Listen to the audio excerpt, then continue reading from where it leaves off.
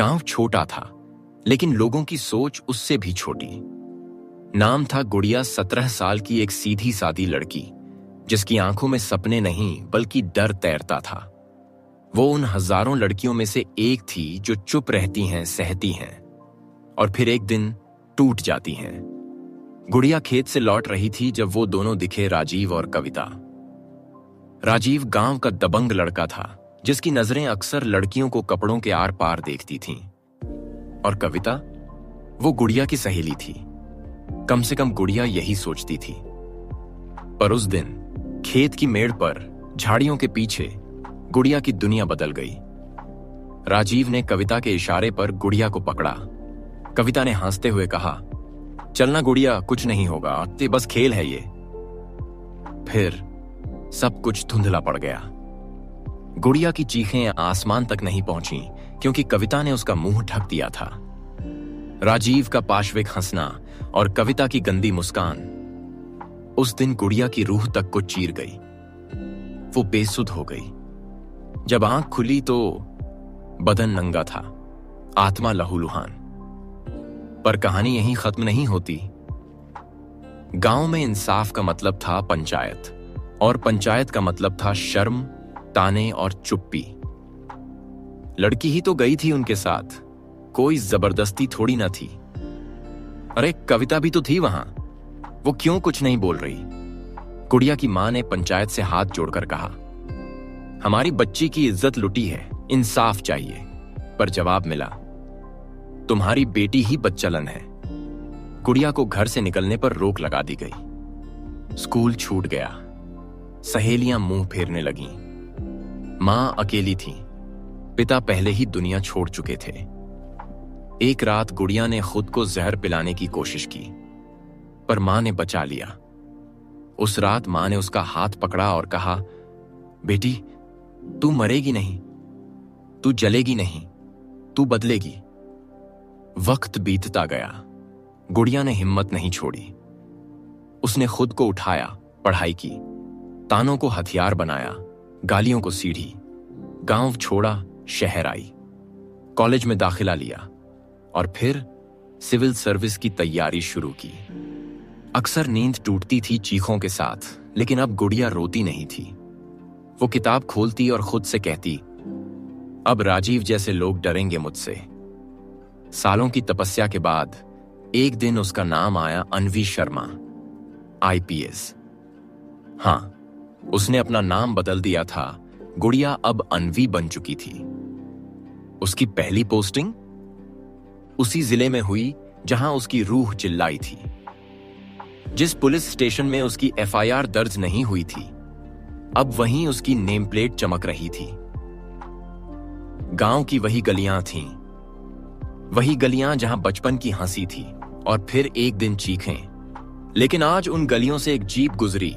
उस पर लिखा था, IPS Anvi Sharma, superintendent of police. गांव के लोग हैरान थे। कुछ की आंखें फटी की फटी रह गईं। और राजीव, वो अब भी गांव का दबंग था। शराब पीता था, पंचायत में ऊंची आवाज में बोलता था। लेकिन जैसे ही उसने सुना कि नई SP एक औरत है, वो हंसा और बोला, औरतें वर्दी पहन लें तो क्या, मर्दों के पैर की जूती ही रहती हैं। उसे क्या पता था, ये वही लड़की है जिसे उसने रौंदा था, जो आज उसकी वर्दी में मौत बनकर लौट चुकी है। अन्वी ने थाने में पहला आदेश दिया, गांव की पुरानी FIRs फिर से खोली जाएं, खासकर महिलाओं के केस। थाने के एक पुराने हवलदार ने धीरे से फाइलें निकाली और फिर कांपते हाथों से एक फाइल उसकी टेबल पर रख दी। गुड़िया देवी बनाम राजीव यादव और कविता शर्मा केस बंद, झूठा आरोप। अन्वी के हाथ कांप गए। फाइल की मिट्टी भरी परत के नीचे दबा उसका अतीत फिर से जिंदा हो गया। उसने आंखें बंद कीं और फिर कहा, इस केस को फिर से खोला जाएगा। अब झूठ नहीं, सिर्फ सच चलेगा। अगले दिन राजीव को थाने बुलाया गया। उसकी अकड़ अब भी वही थी। वो हंसते हुए बोला, मैडम जी, गांव की लड़की थी, बहक गई होगी, अब क्या पुरानी बातों पर फांसी चढ़ाओगी? अन्वी उसकी आंखों में सीधी देखती रही, फिर उठकर उसकी तरफ बढ़ी और धीरे से बोली, तूने मुझे मिटाने की कोशिश की थी राजीव, पर मैं आग बन गई। अब तेरे झूठ की राख उड़ाने आई हूं। राजीव का चेहरा पीला पड़ गया। जांच फिर से शुरू हुई। कविता अब शादीशुदा थी और शहर में रहती थी। जब उसे समन भेजा गया तो वो कांप गई।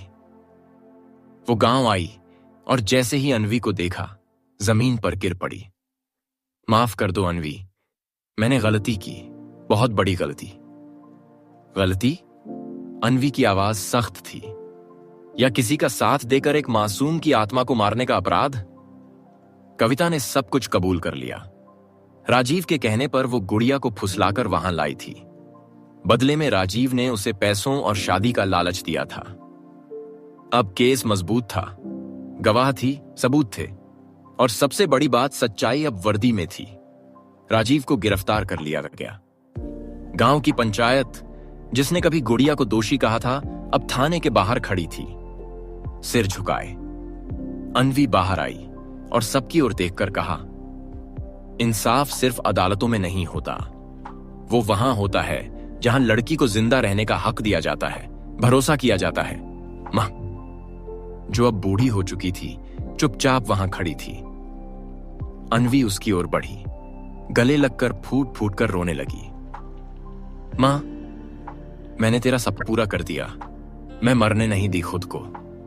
तेरी बेटी आज सब लड़कियों की आवाज बन गई। मां ने सिर सहलाया। बेटी, तू अब सिर्फ मेरी नहीं, इस देश की हिम्मत है। आज गुड़िया की कहानी हर जगह सुनाई जा रही है। वो लड़की जो खेत में कुचली गई थी, अब गांव की बेटियों की ढाल बन चुकी है। वो कहती है, जिस दिन हम चुप रहना छोड़ देंगे, उस दिन अपराधी कांपेंगे, और वो दिन अब दूर नहीं। यह कहानी हमें यह सिखाती है कि कभी भी किसी का विश्वास टूटने न दें, खासकर जब वो हम पर अपना विश्वास रखते हैं। गुड़िया की तरह हमें कभी हार नहीं माननी चाहिए, चाहे हमारे रास्ते कितने भी मुश्किल क्यों ना हो। हमें सच्चाई के साथ खड़ा रहना चाहिए और समाज में बदलाव लाने के लिए अपनी आवाज बुलंद करनी चाहिए। अगर आपको यह कहानी प्रेरणादायक लगी हो तो हमारे चैनल स्टोरी इंस्पायर्ड को सब्सक्राइब करें, ताकि आप और ऐसी दिल छूने वाली कहानियां और सच्ची घटनाएं सुन सकें।